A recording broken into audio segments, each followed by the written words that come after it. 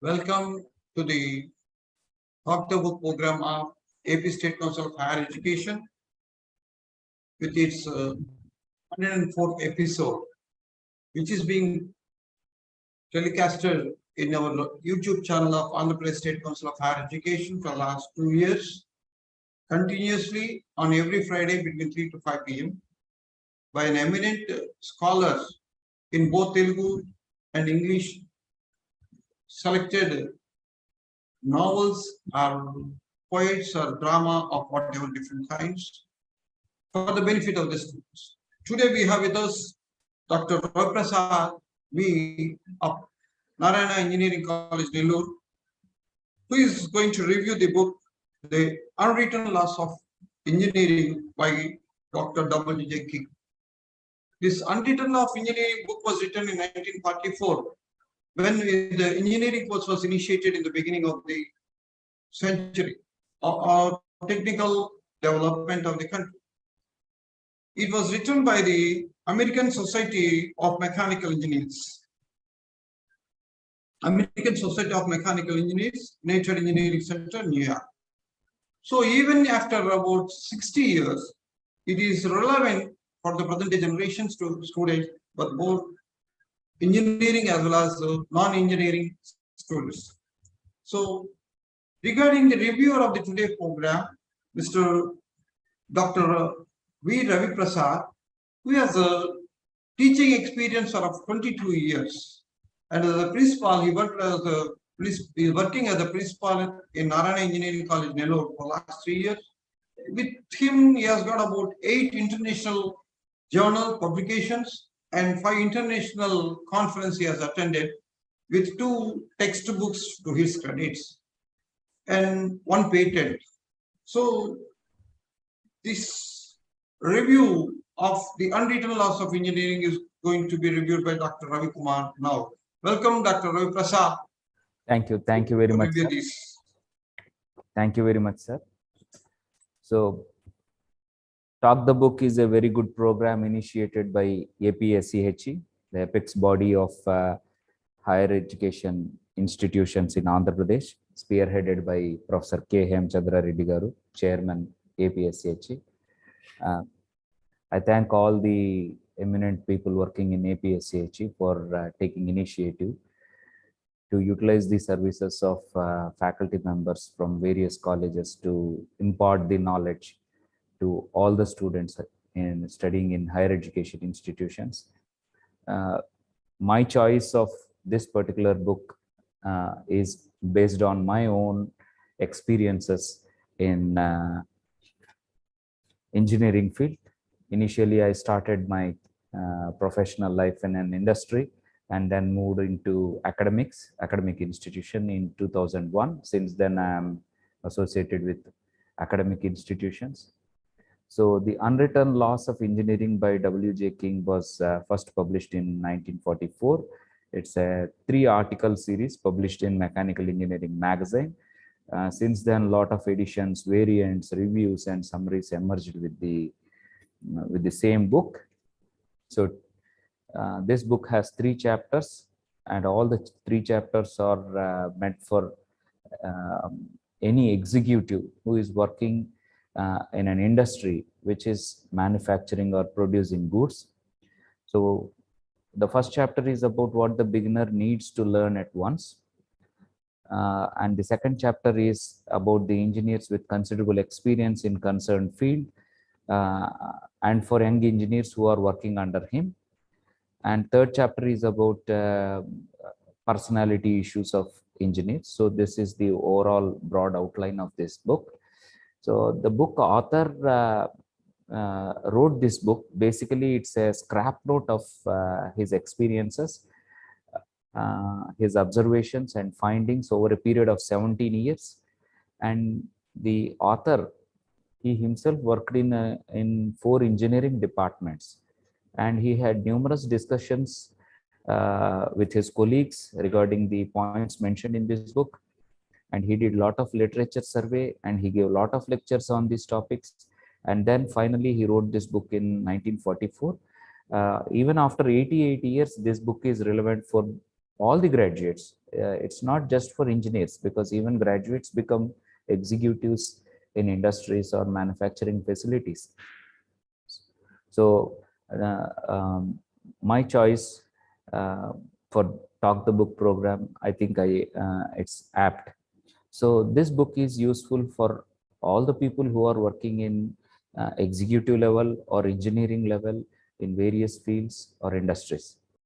So the author also covered issues related to engineers' work, the boss and subordinate issues, and executives' interaction with his associates or outsiders. So this is the broad outline. So let's get back to the book review. So this book, as I mentioned, is a three-part series. The first book, it's a short read. Short read means it has only 48 pages. So it is suitable for all budding engineers and graduates, whether it is a BA or MCA or BTech or BSc, BCom. This book is suitable for a short read. You can read it in a very short period. This book is fragmentary in nature. It's not like what you call it's a very big chapters. It's a very fragmentary in nature, so they are all highlights of experiences of W.J. King.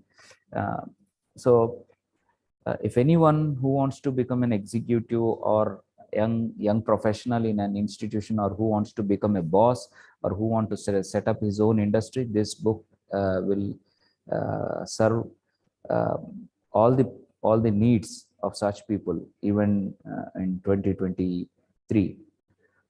So many surveys they have in this book, he mentioned that many surveys identified that the people fail in an organization not because of their technical knowledge, it is because of their personal and administrative skills. So many portions of this book are portions of this book discuss about the uh, relation of the person to his work. So I'll read out some of the points highlighted by the author, W.J. King.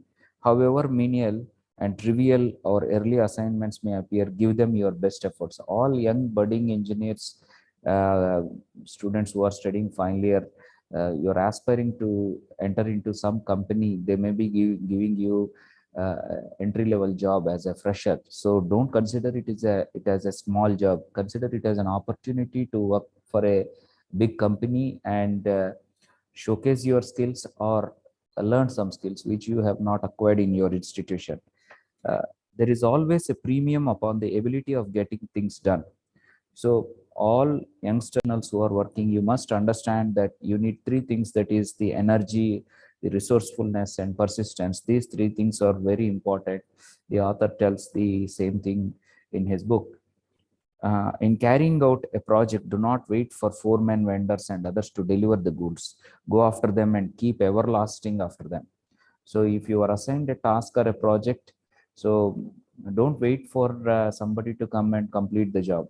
So follow up. You have to remind them again and again that they have to deliver. The deadline is nearing. So that's what the author conveys through this book. Next, conform your instructions and other fellows' commitments in writing. So we're all educated people working in industries.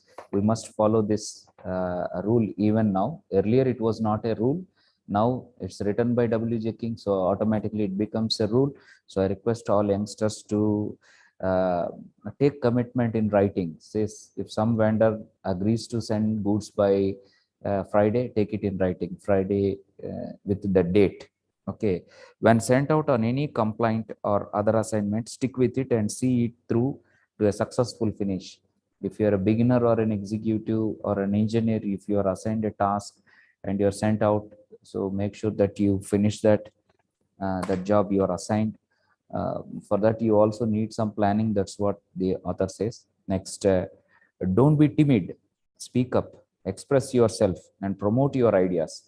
So as a fresher or as an executive, if you're in a meeting, if you're with a client discussing your discussing about the production or the procurement, anything, if you have any thoughts, any ideas, so you must discuss in the meeting. So that what the author says. Next, before asking for approval of any major action, have a definite plan and program worked out to support it. So if you are ever given any opportunity, then definitely plan the plan and work it out. So that's what the author says. So never go half-baked. Okay. Next, strive for consciousness and clarity in oral and written reports. As a student, you're always requested to improve your vocabulary, you're requested to improve your writing skills, you're requested to improve your speaking skills. This will take you a long way. So that's what the author says. Now it's a written rule: strive for conscious and clarity in all in oral and written reports.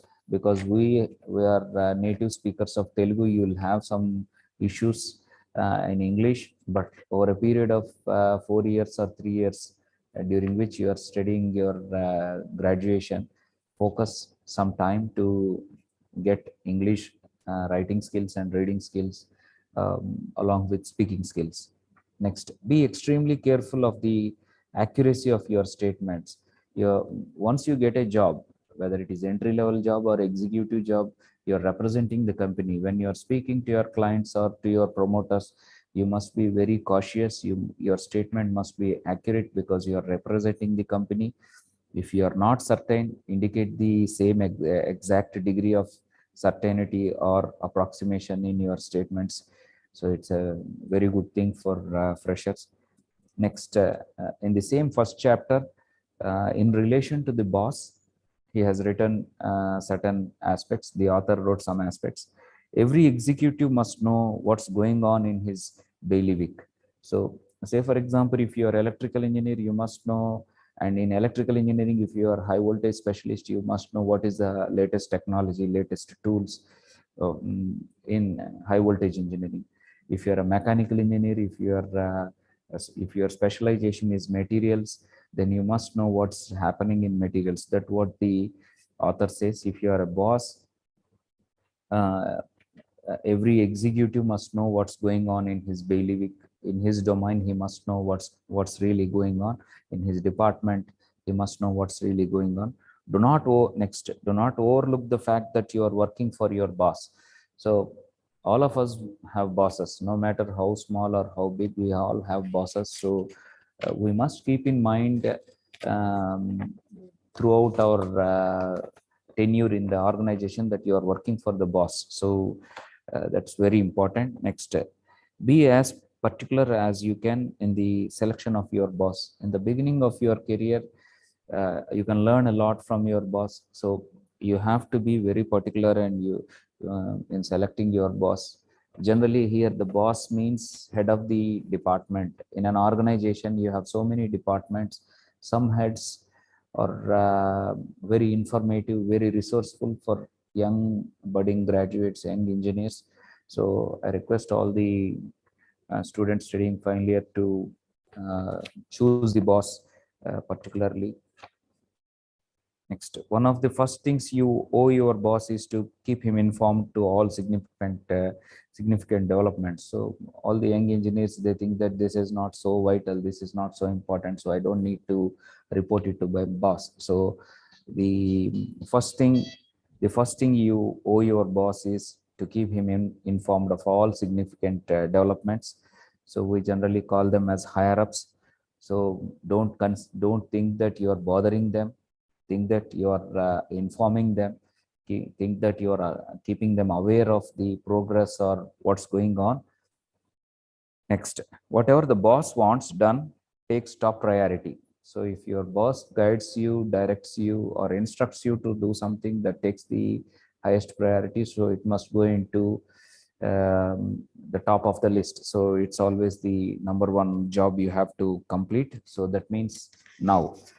So next, do not be too anxious to follow the boss lead. So this is where people almost all get distracted.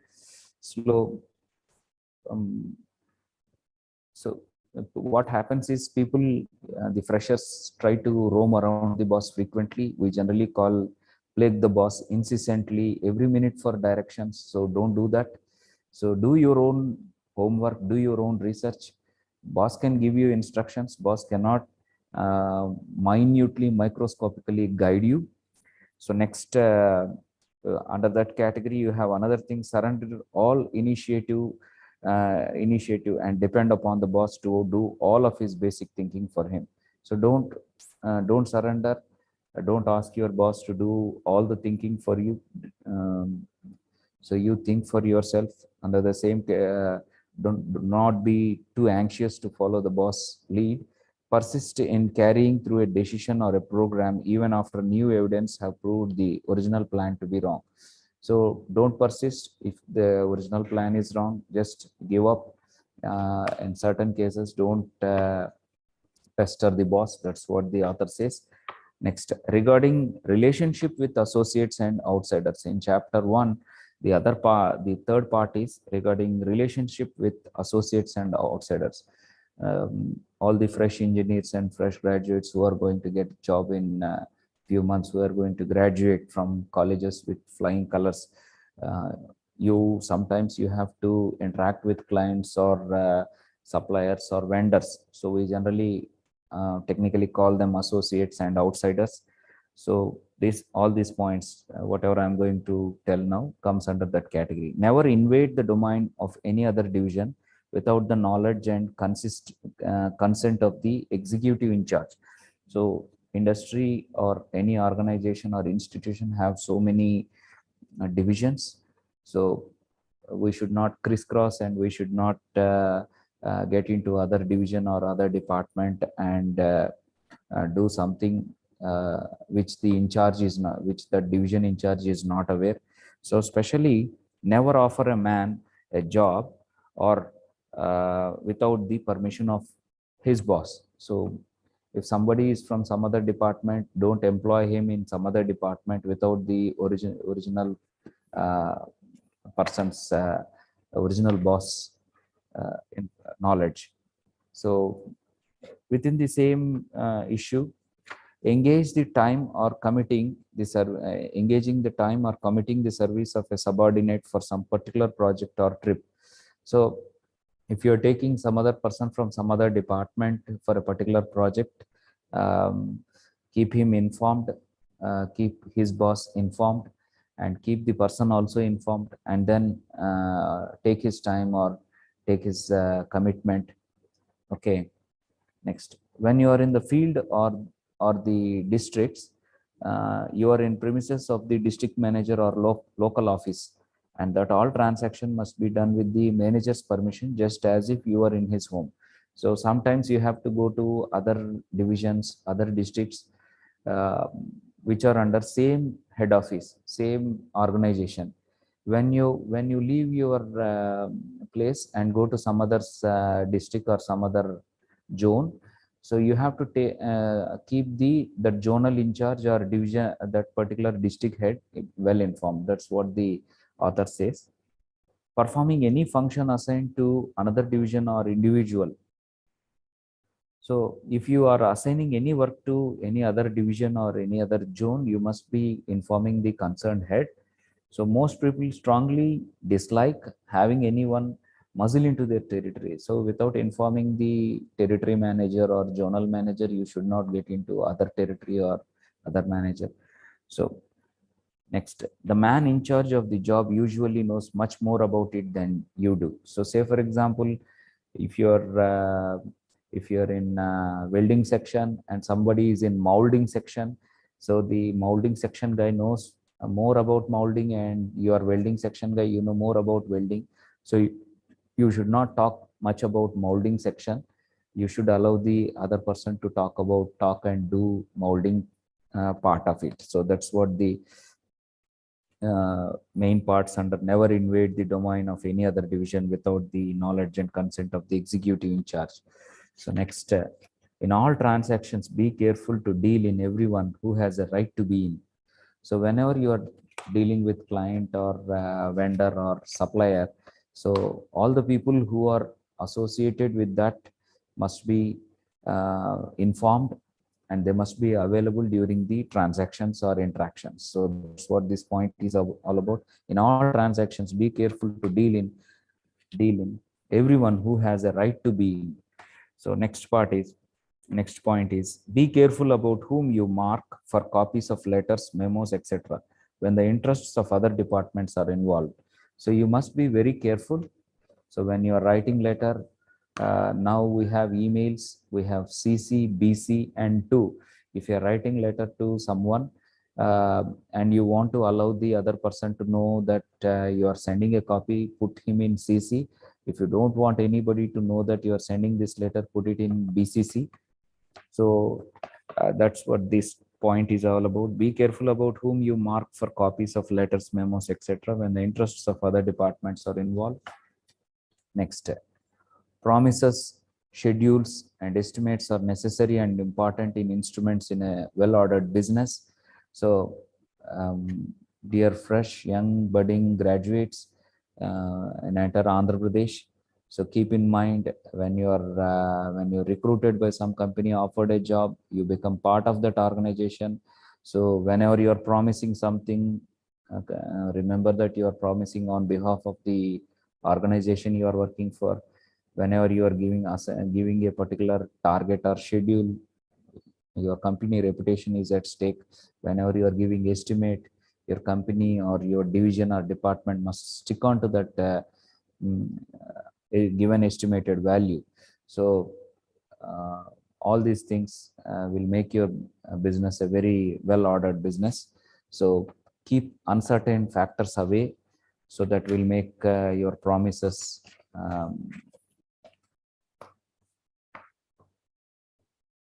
next point is when you are dissatisfied with the services of another section, make your complaint to the individual most directly responsible for the function involved. So you have to involve the people who directly involve the people who are associated with it. Don't directly involve them. That's what this topic is about. This particular para is about.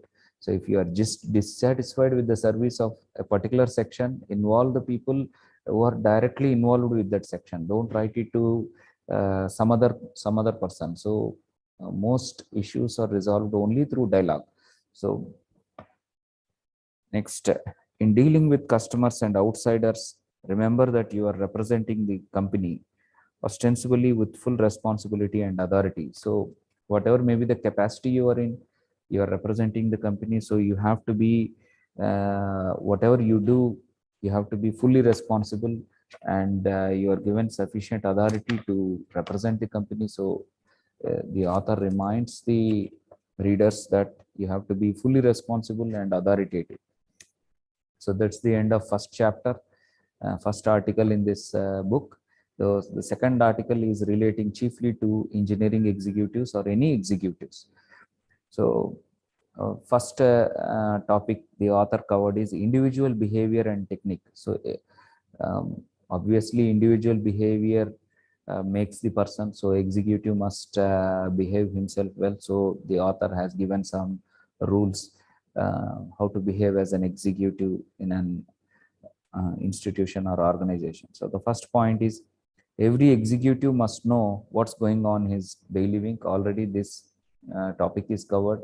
This point is covered in first chapter, but still this is once again mentioned. The reason is remember that you have to owe your associate and subordinates as well as yourself for all the directions, guidances you give to your subordinates. So if you give a wrong guidance, so automatically your subordinate or your associate will do something wrong. So automatically you will be responsible. Do not try to do it all yourself.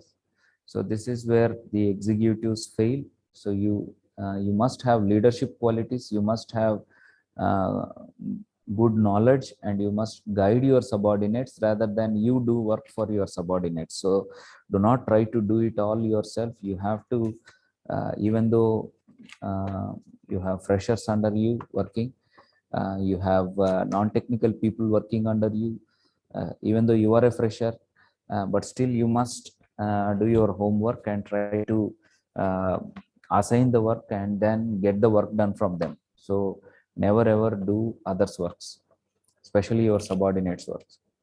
Put first thing first in applying yourself to your job. So you're being paid by the company, so automatically you have to put yourself in the job, and you have to apply yourself to your job. Say, for example, the author also gave an example. If your job is building motors, it is a mistake to spend time designing special vibration and sound meters. So your job is designing the motor. So your job is not designing the sound and vibration meter. So you should allow that department to take care of sound meters or vibration meters. You must focus on the motor design. Next, cultivate the habit of boiling matters down to their simplest terms. So when you are in a discussion, when you are in a negotiation, so you must boil down the matters. That means condense the matters and put the simplest terms, so that the others participating in the discussion can understand it and get the task accomplished. Next point is, do not get the do not get excited in engineering emergencies. Keep your feet on the ground.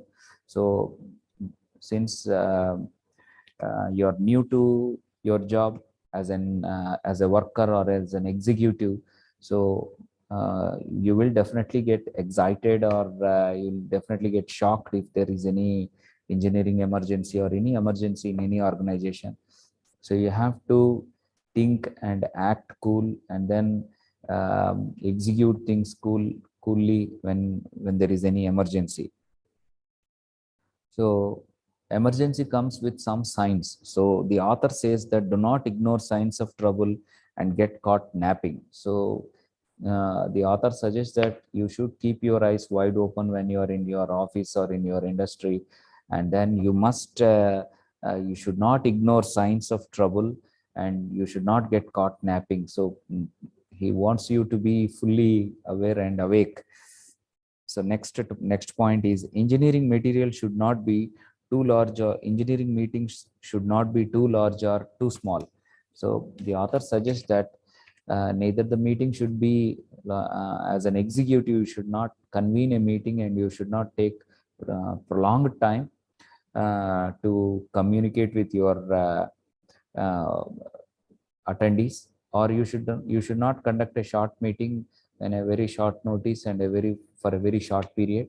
So the meeting should be well planned, and the entire meeting agenda has to be uh, well informed to the attendees in advance, and we should stick to that agenda. Next point is, cultivate the habit of making brisk, clean-cut decisions. So as an executive, executive, you have to take brisk and clean-cut decisions. It is very difficult. The author gave around uh, 5 points on this particular issue, because it is a very important point for young executives to take a brisk and clean-cut decision. The first thing he says is, decisions will be easier and more frequently correct if you have the essential facts at hand. So whenever you are taking decision, try to have all the facts in hand, and then you will be able to take clean decision in a very short notice. The second point he highlights is, the application of judgment can be facilitated by formulating it into principles, policies, and percepts in advance. So if the executive gets the policy sorted out, or any guidelines sorted out by the industry, and keeps them as a record, if there is any issue, he can refer to guidelines or handbook or policy, and then he can make judgment based on the facts at hand. So In such case, if you have policy document or handbook or guidelines, you can take um, decisions quickly in a short notice. Next, under the same topic, he says that you do not have to be right every time. So whenever you are taking a decision, you will have ambiguity. Is it a right decision or wrong decision? As an executive, you don't need to be right all the times. So you'll survive in executive position if and only if you take more than 50% right decisions. So rest of them are wrong decisions. Even the top successful executives make some mistakes. So don't hesitate. If you hesitate, the decision taking time will get increased, so you will not be able to take clean decision. That's what is the unwritten law. The very fact that a decision is difficult usually means that the advantages and drawbacks of various alternatives are pretty well balanced. So if you are unable to take decision, that means the merits and demerits are equal, so 50-50. So in such cases, it is very hard to take a decision.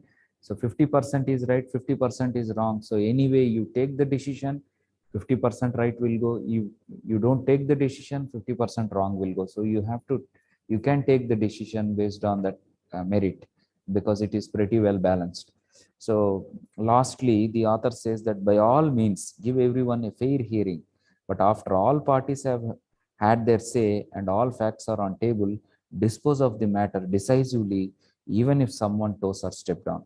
So you cannot, if there are two parties and you have to give your judgment, you have to give your decision. One party is going to lose the will not get benefited. One party is going to get benefited.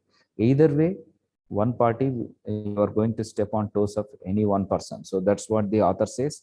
You give them some time, allow them to defend themselves, and then take a final decision, because anyway you are going to hurt someone. So this is how you can take decisions in a brisk pace as an executive. So there are so many important points. As I already told you, this is a very typical book. This is a book based on scrap notes. So it's a challenge to review such books, but still I have taken this challenge because this is so useful to youngsters. So next point the author covers is, do not overlook the value of suitable preparation before announcing a major decision or policy. So whenever you announce some policy, definitely somebody is going to come back and appeal to revert back to the old policy. So you must have preparation. So when they come with some appeal, so you must be able to give them clarity, give them clarification. So have your own preparation whenever you are announcing a major policy decision. So preparation is very important. Next step. The people who are in the author in this section, in second chapter, the author has dedicated some part to the people who handle the design and develop the projects. So this is for executives, not for the freshers. So freshers will definitely become team leaders and project leaders over a period of time in 1 or 2 years. So you should keep these things in mind also. Beware of the pearls of security in planning your engineering programs. So this is a very high level point. As an engineering executive, to stick your neck out and keep it out by undertaking stiff development programs, setting a high mark to shoot at, and then working aggressively to realize your objectives. This is a very, very tough thing. So don't set a high mark and then don't stick out your neck. So don't set targets aggressively. So the author tells that take and keep decent timelines, keep things under your control. That's what the author says in one word. Okay, so he simply says that to minimize the risk, you have to go in a slow and steady pace. Don't just exaggerate yourself and don't set aggressive targets. Okay, plan your work, then work your plan. This is the next suggestion given by the author. So we all know that from childhood, many teachers tell you the same. So as an engineer or the project leader or design engineer who designs the projects, please plan your work and then work your plan.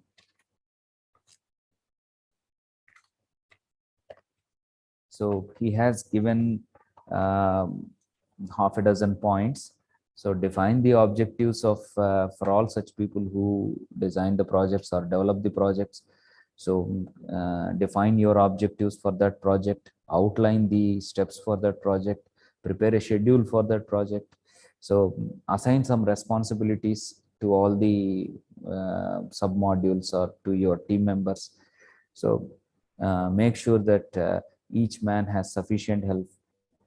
Say, for example, an engineer has a supervisor under him, a supervisor has a technician under him, a technician has a helper under him. So please keep help for all men in your team. So follow up the work progress regularly. So revise your schedule as required. So remove as an executive, you have to remove the bottlenecks, log jams and missing links. So then only you will become a good good design engineer or project engineer or development engineer.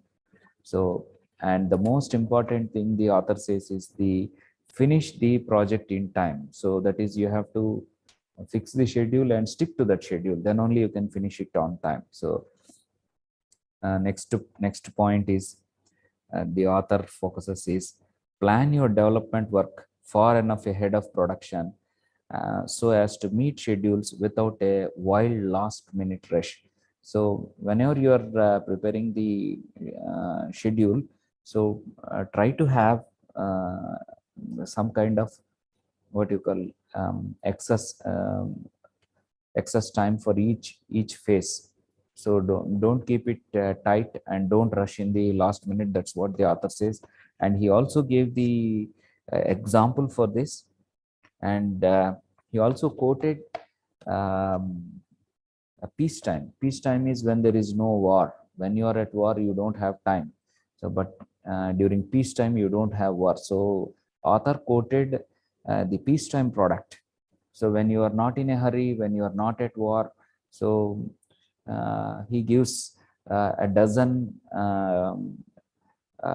steps you have to follow when you are in peacetime. So, if your scheduling is proper, so you will not be at war, you will be in peacetime. So in peacetime, all the executives or engineers, you have to follow these steps. First, you have to do the market survey. Then you have to come up with commercial specifications. Then you have to come up with preliminary design. Then you have to test the preliminary samples. Then you have to go for final samples. Then you have to planning and costing. You have to do planning and costing. Then you have to complete the design and you have to release the final drawings of the production.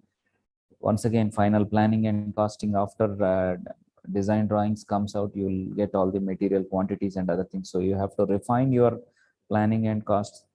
Next, you have to order the materials and tools required for the project. Next is preparation of manufacturing and test instructions, applications, installation, operating and service manual, replacements, parts catalog, publicity releases. So this is also an important thing. So you have to plan every step of it, see, including publicity release. So many engineers, executives don't know how to do the marketing for their product, advertise their product, how to release an ad. So the author clearly includes all the stages. Next step, initial production. So first you have to start production. So first few components will be very tough. Next, you have to do test production samples. Next, minor design changes to correct errors and expedite production. So these are all the steps engineers or executives have to take up. If it is a peacetime product, if it is a wartime product, everything is while last minute rush. So you will not have ample time. So if you are a good planner, automatically you will be at peace. So you'll be at an awkward situation. You will be stumbling, bumbling all the time. So that's what the author says. Next point the author covers is be careful to freeze a new design when the development has progressed far enough. So he clearly says be careful to freeze. So at each stage, you should not try to what you call try to become there is a temptation. So you always want your product to become the best product, excellent product, super product. So if you have a plan, stick on to the plan. So don't go get tempted. So the besitting temptation of the design engineer is to allow himself to be led on by one glittering improvement after another. So the author clearly quotes that. So we should not run behind one improvement after another. We should always stick to the original specifications of the design. So when the design has progressed far enough, so you have to stop at one point. So you should not keep on changing and pushing, pursuing an elusive perfection that leads him far past the hope of ever keeping. So if you are a perfectionist, if you pursue perfection, forgetting about the targets and other things, then you have to miss the promises and commitments. So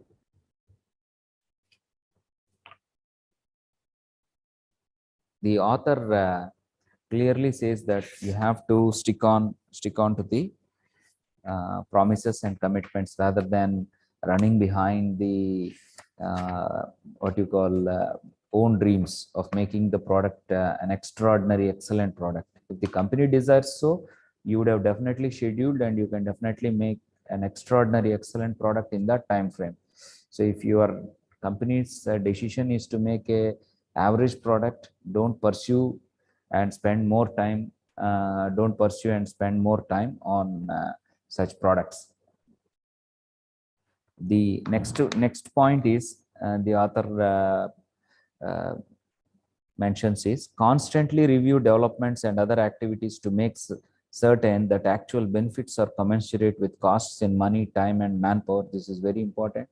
So you have to constantly review how much money is spent, how much time, how much manpower is spent. So the company will get drained of the important resources.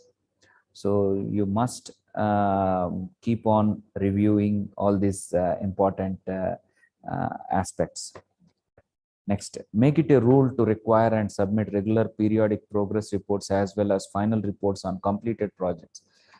So generally, if you are not continuously tracking a project progress, definitely you lose valuable resources and sometimes you may also lose contracts. So that is the reason why it's it's a rule now. Make it a rule to require and submit regular periodic progress reports as well as final reports on completed projects. So the next part of the second chapter is notes respecting organization. So now he focuses on the organization part of the where he is working. Okay, so the first point he mentions is do not have too many men reporting directly to one man. So in any organization, if too many men are reporting to a particular person, definitely the power is the governance is centralized, so that the works get delayed because all are reporting to one man. So they may not get sufficient time to report their problems, get solutions. So the author clearly says that do not have too many men reporting directly to one man. So he clearly says that decentralization in governance is very, very important. So you have to have several heads. So all the subordinates must report to different divisions and different departments. All must not report to the same man. Then assign definite responsibilities. Say salaries responsibility is 1%, marking the attendance is 1%, one to 1%. So the work is divided into two parts. So one person will maintain the monthly attendance, daily attendance, and he'll send a report to the person who dispatches or pays the salaries. So give the clear responsibilities, who has to do what. So that's what the author gives as an unwritten law. So if you haven't enough legal authority, assume as much as you needed. In some situations, circumstances, the executive or the engineer or the staff member has to take the legal authority, whatever is necessary at that time. So the author of this book, W.J. King, also quoted some examples of World War where they were being heavily shelled. So the platoon or the soldiers they need, or the troop of soldiers, they were needing some guidance. Some in charge person took a sharp decision, so that saved all their lives. So author also quoted such example. And he also mentions that the important thing is to exercise sufficient care to avoid running afoul of the interests and authority of others. So, you're taking some authority, and make sure that you're avoiding running afoul and you're of the interests and authority of others. So as the situation demanded, you have taken the authority, but don't misuse it. That's what he says. So in this regard, he gives 3 elementary facts. So how to take legal authority under special circumstances. So if you take legal authority, then you are held responsibility for whatever you deal with under that particular situation. And next thing is, people in generally tend to obey a man who appears to be in charge of any situation, provided that he appears to know what he is doing and obtains the desired result. Even though you are not legally authorized, but the situation demanded, you have taken charge and you have taken a decision, and your subordinates think that the decision you are going to take is going to fetch the results, then definitely they will obey you. Okay, the third point under the same legal authority assumption is, most executives will be very pleased to confirm such authority in their subordinates when they see it being exercised effectively. So even though you don't have authority to take a decision, but your subordinates thinks that they are happy that you are taking a decision and that decision is exercised effectively, then they'll be pleased to do that. So that's what and those decisions should you have assumed some legal authority and you have taken some decision, and those decisions should not create bottleneck. That's what the authors concludes this particular point. Next point the author mentions is, assign responsibilities for technical subjects as well as for specific products in setting up your engineering organization. This is very important point. Assign responsibilities for technical subjects as well as for specific products. So we have mixed bag. We have engineers, managers, accountants working in the same organization. So the author clearly mentions that if you are setting up an engineering organization, you must have assigning the responsibilities, technical responsibilities, as well as for specific products, you must be clear. And he highlights 2 points. For a particular product or line of apparatus, you must assign responsibility to one person. For a technical specialty such as lubrication, heating, so he has given some examples, you have to assign responsibilities to some other person who has knowledge in that. So then only as an organization you can do well. So next, the author moves on to address the how the executive owes something to his subordinates. So subordinates follow the boss, the superior or HOD's the directions or guidelines or what you call commands. So they fulfill the boss orders. So automatically, when the subordinates are working for the boss is obliged to do something for his man. So in that regard, the author mentions some unwritten rules. Promote the personal and professional interests of your men on all the occasions. So yeah, you must understand that your subordinates must also grow, your subordinates must also move up, get promoted, get hikes in their pay. So uh, promote the personal and professional interests of your men on all the occasions is the unwritten law in any organization.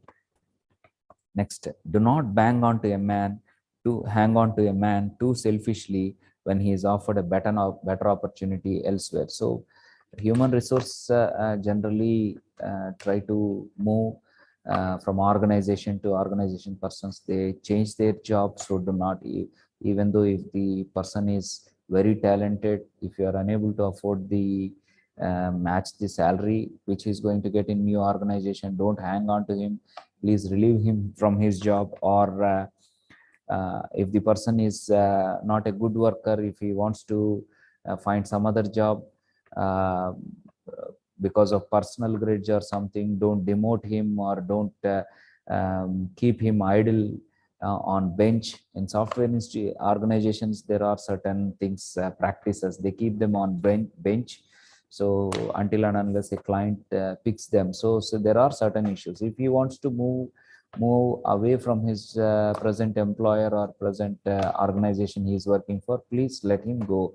Don't hang on, don't be selfish. So that's what the author mentions as an unwritten rule. So do not shortcut or override your men if you can possibly avoid it. So you have so many departments and divisions. They have their own foremen and supervisors. Directly, if you can address some issues with your subordinates, you directly address. Don't get it done through some other channel. Do not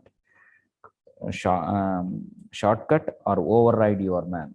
So that's what the author says. He gave some examples also. You owe it to your men to keep them properly informed. So as a boss, you have to be, as a head of that division, you are supposed to keep your men informed about all the decisions, all the policies, all the changes in schedules, all the changes in plans. So keep your men informed. This is what you owe. Next, do not criticize one of your men in front of others, especially his own subordinates. So when you are in a meeting, appreciate people in front of all the people, but when it comes to criticize the person privately. So that's what the author mentions as an unwritten rule. Next, show an interest in what your men are doing. So as a boss, you have to be very curious. You must spend some time with your subordinates and see how they are working. Even if they are taking the long route, be patient, uh, guide them, mentor them, uh, tell them in a positive note. Okay, automatically you'll be happy when you watch your men working. Okay, subordinates working. Next point is never miss a chance to commend or reward a man for a job well done. So if your subordinates are working well, they are doing well, they are attaining the outcomes or accomplishing the targets, please appreciate them. Or if they are not doing good, don't criticize them publicly. Um, Tell them to improve their knowledge or skill or expertise in that particular area. Give some room, allow them to grow. That's what the author says. Next point, always accept full responsibility for your group and the individuals in it. So the author says your subordinate, you are the head of your team. So whatever your team does, whether it is good or bad, you must take the full responsibility, because you are guiding them, you are instructing them. So your instructions, based on your instructions, they are working, and they something happened, something bad happened, so you have to take the responsibility. Do all that you can to see that each of your men gets all of the salary that he entitled. So this is another area. So if they are supposed to get a wage, a day's wage or so gets deducted due to some issues. So you must give full support in such cases. Include interested individuals in introductions, luncheons, etc. when entertaining visitors. Include interested individuals. This is what is the most important thing. So you must not have all dumb, lame people in a luncheon or an introduction meeting. So you must entertain the visitors. So have some team members who talk jovially to the visitors. This is an unwritten law.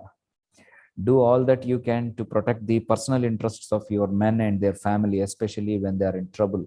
So uh, remember this important point: your subordinates have families and they have their own interests, so try to protect them when they are in trouble.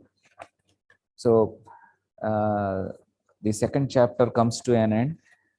So the conclusion of second chapter is: if you are sending a man to his hometown on a business trip, schedule it for Monday. So this is an important suggestion the author gives to the boss, so that your subordinate can spend some time with his family members. And treat your men as human beings making up a team rather than a cogs in a machine. So this is another highlight the author says. uh, so treat your men as human beings, making up a team rather than as cogs in a machine. So the author puts in very short, beautifully. It is sometimes advisable to talk things over with a man when you become definitely dissatisfied with his work or recognize a deficiency which is militating against him. So if there is anything wrong with the person, if he is having some deficiencies, you're dissatisfied with the your subordinates work, please talk to him. Please resolve the issue only through dialogue. So please give him feedback. That's what the author says. Why has it taken you 5 years to discover my incompetency? And why haven't you given me a fair chance to correct these shortcomings? This may be the question from your subordinate. So if your subordinate failed, that means you have failed as a boss. So if you take 5 years to fire a person, that means you have accepted his work for 5 years and you are firing him after 5 years. 5 years. So that is literally your own failure as a boss. So let's move on to third chapter, which is a small and sweet chapter. As time is running out, we will complete it quickly. So third chapter is all about personal considerations. So technical incompetency is not a big issue in industry, but social unadaptability is a big issue. So that's what the author points out here. So as you all know, humaneering, generally called as human engineering, is the important focus in this particular 3-article series. Third article, loss of character and personality. So you all know character is very important for any person. Personality is combination of character and the qualities of a person. So uh, if we say personality, the quality is coming into picture, person's quality. If you say character, it is only the particular features of that person. Okay. So under this particular section, the author says one of the most important personal traits is the ability to get along with all kinds of people. So if you are getting into, you are educated, you are getting a top job, and you are supposed to move up, you must know how to mingle with people, especially with people whom you don't like. Okay. You have some issues in organization, so you have to mingle with such people. So uh, he also gives some do's and don'ts uh, for mingling with people. So the author suggests that appreciate the good qualities, give vent to impatience and annoyance and do not give vent to impatience and annoyance on slight provocation. Okay, do not harbor grudges. Okay, consider the feelings and interests of others. with your own self. Don't get preoccupied with your own self-interest. Look out for now. Look out for number one first. Means in this list, he asks you to go back to point number one. Okay. It is much wiser to give your principal attention to the matter of getting the job done or to build up your men than to spend too much time pushing your personal interests ahead of everything else. So all executives, all young working professionals, you must not spend time for grudge, hating people. You must focus on completing the job, releasing the project, finishing the task assigned in the given time frame. That's what the author says. Make it a rule to help the other fellow whenever an opportunity arises. You should help your teammates. Then you will become a very good team player. Next, be particularly careful to be fair on all occasions. So you should not be biased. You should not be influenced under some situations, circumstances. So that's what the author says. You have to be fair on all occasions.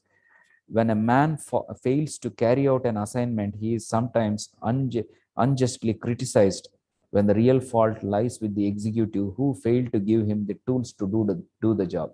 If a person failed, try to find the cause, because he did not receive the tools or material in time. So stop criticizing people immediately. Try to find the reasons why he failed. Okay. Next, do not take yourself or your work too seriously. So this is a contradicting point. This point is clearly mentioned in health sense of humor. The author clearly says that do not take yourself or your work too seriously. We must take our work seriously. There is no doubt in that. But this is given in health sense of humor. So we must take care of our health also. Okay. Next, put yourself out just a little to be genuinely cordial in greeting people. So as a boss, your subordinate may be busy working. He may not be looking at you. He may not know, he may not be aware that you are in the shop floor. So don't just move away. Just try to interrupt his work and greet him. So definitely he will acknowledge you. These are certain interpersonal skills all must be possessing. Next point is give the other fellow the benefit of doubt if you are inclined to suspect his motives, especially when you can afford to do so. Being a job, you can being a boss, you can definitely suspect your subordinate, but always give him a chance of doubt. Okay. It is derived chiefly from misunderstanding, pure ignorance, or from an ungenerous tendency to assume that a man is guilty until he is proved innocent. So obviously, a lot of misunderstandings or pure ignorance or ungenerous tendency. Until and unless he is proved guilty, we should not see him in such angle. So that's what the author says. So you have to reserve your verdict, okay, until this is resolved. Do not be too affable. So you must earn the respect of your associates by demonstrating your readiness to give any man a hell of a good fight if he asks for it. So your subordinates must clearly understand that you are very tough to crack, and you always give. Don't be too soft. That's what he says. Don't be too friendly with all the people. You must be ready to face some tough people and give them a tough time. So that's what the author says. On the other hand, do not give ground too quickly just to avoid a fight. So some people, they generally easily give up. So they assume that a fight is going to erupt, so let's give up. So don't easily give up. That's what they are. When you know you are in the right. So if you are right, stand tall, try to face all the issues, but keep it on the plane of friendly competition as long as you can. So if the fight is on a friendly plane, friendly competition, so keep the fight on. That's what this is. That is what we call healthy competition. Okay, friendly competition. So last but not least, he says that if you do not face your issues squarely, someone else will be put in your place who will. So the author clearly says that if you don't stand tall and if you don't face, so definitely you will be replaced in your job. So this is all I want to convey about this particular book. So there is a very good table in page number 44 of this book. So he gives two sides. One is left side of the table and right side of the table. The author clearly says that if you want to be executive in your future life, you have to be on the left side of the table. If you want to be a worker, you have to be on the right side of the table, because majority of the attendees of this video session is young budding graduates, engineers. So all of you definitely must focus on becoming an individual worker at entry level. So the author suggests that you must be an introvert, you must be reserved, you must prefer to join certain companies, you must like to do technical work, you must have some ideas, you must be interested in science, mathematics, literature, and some principles of life. You must have ability to get intricate things done. You must be idealistic, you must be intensive, you must be a very good analyst, you must be slow and methodical, you must be independent, self-sufficient, you must use deductive logic, you must prefer to live and let live others, you must be very modest, you must be retiring, you must be quiet, you must be restrained, you must be vulnerable and sensitive, you must be differential, you must be intellectual, you must be meditative, philosophical, broad-minded, tolerant, adaptable, patient, and conservative to become a very good individual worker. So as a fresher, if you become a very good individual worker, gradually you can move on to the left side of the table, that is to executive position. So once you get into executive position, you must become, the author clearly gives some characteristics, qualities for executive. You must be, the exact opposite to worker is executive. So I will read some of it because it is a very elaborate table. You must be an extrovert, you must be cordial, you must like people, you must have interest in business, cost, profit, loss, practices. You must be fast and intuitive. You must have talent for leadership. You must be bold. You must be courageous. You must be aggressive. You must be determined. You must be enterprising. So these are some of the characteristics you should have to become executive. So I request all young budding engineers studying in all degree colleges, engineering colleges, MBA, MCA colleges to pick this book up. This is a very short read. It has only 48 pages. The author gives a very good conclusion. So the written laws and the unwritten laws, since the author wrote some of them, so now they become the laws. So I request all of you to understand this book is about unwritten laws in 1944.